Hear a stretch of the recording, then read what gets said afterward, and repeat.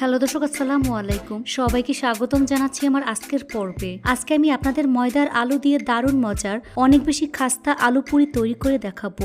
এই নাস্তাটি তৈরি করা খুবই সহজ। ঘরে থাকা সামান্য উপকরণ দিয়ে ঝটপট এই নাস্তাটি তৈরি করে নিতে পারবেন। খেতে অসম্ভব মজার হয়। এই আলু পুরি উপরে অনেক বেশি খাস্তা আর ভিতরটা আলুর পুরে ঠাসা। বিকেলে চায়ের সাথে এই নাস্তাটি খেতে অসাধারণ লাগে। আশা করছি আমার আজকের এই রেসিপিটি আপনাদের সবার কাছে ভীষণ ভালো লাগবে। তো চলুন রেসিপিটি দেখে নিচ্ছি। এই রেসিপিটি তৈরি করার জন্য প্রথমে একটি মিক্সিং বলে 1.5 কাপ পরিমাণ ময়দা দিয়ে দিচ্ছি। আপনারা চাইলে আটা ব্যবহার করতে পারবেন। স্বাদ মতো লবণ দিয়ে দিচ্ছি। 1.5 টেবিল চামচ পরিমাণ সয়াবিন তেল দিয়ে দিচ্ছি। এবার সবগুলো উপকরণ একসাথে খুব ভালো করে মিশিয়ে নিতে হবে। হাত দিয়ে ঘষে ঘষে তেল ময়দার সাথে খুব ভালো করে মিশিয়ে নিতে হবে, কারণ ময়ানটা যত ভালো হবে এই নাস্তাটা তত বেশি খাস্তা হবে। তাই একটু সময় নিয়ে ময়ান করে নিতে হবে। যখন দেখবেন মোট করলে দলা পেকে যায় তাহলে বুঝতে হবে ময়ানটা পারফেক্ট হয়েছে। তো খুব ভালো করে মিশিয়ে নিয়েছে। এখন এর মধ্যে অল্প অল্প করে পানি অ্যাড করে সফট একটি ডো তৈরি করে নিতে হবে। পানিটা কিন্তু একবারে দেওয়া যাবে না, অল্প অল্প করে দিয়ে মিশিয়ে নিতে হবে। আর এই ডোটা কিন্তু শক্ত করে ফেলা যাবে না, মোটামুটি একটু নরম থাকবে। মাখানো হয়ে গিয়েছে। এখন ডোটাকে আরও কিছুক্ষণ সময় নিয়ে মথে নিতে হবে, এতে করে নাস্তাটা পারফেক্ট হবে।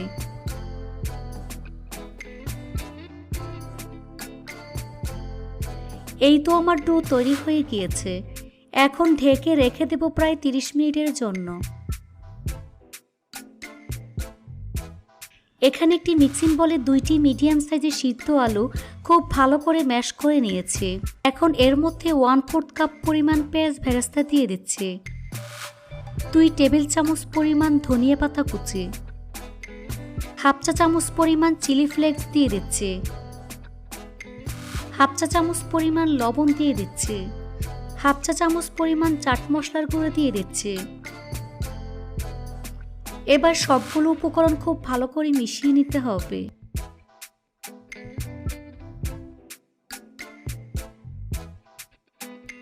মিশানো হয়ে গিয়েছে। এখন ম্যাশ করা আলুর সাথে খুব ভালো করে মিশিয়ে নিতে হবে। তো সবকিছু একসাথে খুব ভালো করে মিশিয়ে নিয়েছে। এখন এটাকে এক সাইডে রেখে দিচ্ছি। ফিরে আসলাম 30 মিনিট পর। এখন ডোটাকে আরো কিছুক্ষণ মথে নিতে হবে।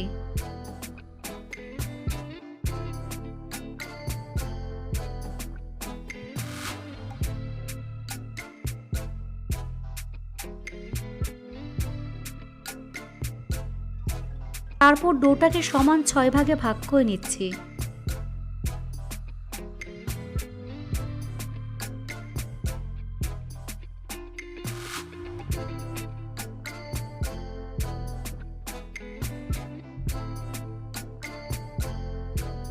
দেখুন 6টি লিচি কেটে গোল বলের মতো তৈরি করে নিয়েছি।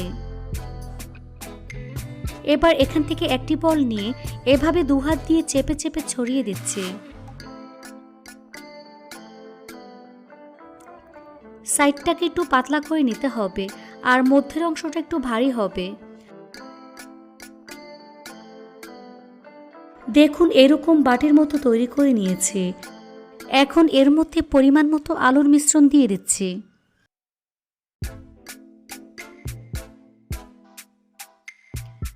তারপর মুখটা বন্ধ করে দিতে হবে।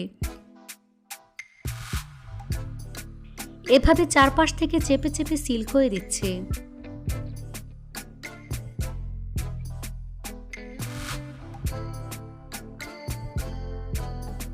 মাঝখান থেকে এভাবে আঙুল দিয়ে চেপে চেপে এইরকম পুরির মতো শেপ দিয়ে দিচ্ছি।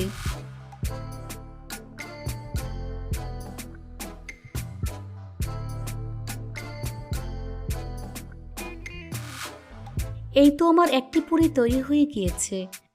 আরও একটি পুরি তৈরি করে আপনাদের দেখিয়ে দিচ্ছি।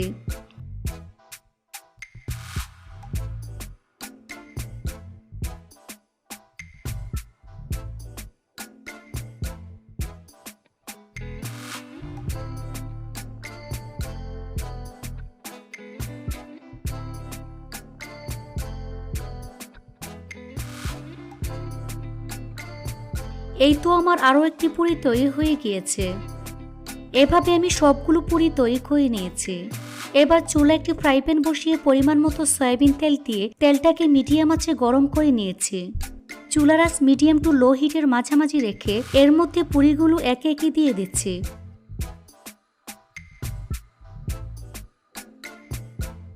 এখানে 4টি পুরি দিয়েছি।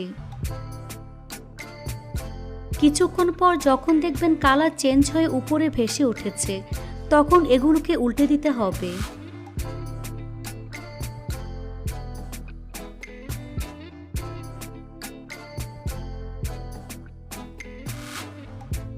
এভাবে কিছুক্ষণ পরপর উল্টে পাল্টে একটু সময় নিয়ে গোল্ডেন ব্রাউন কালার এবং ক্রিস্পি করে ভেজে নিতে হবে।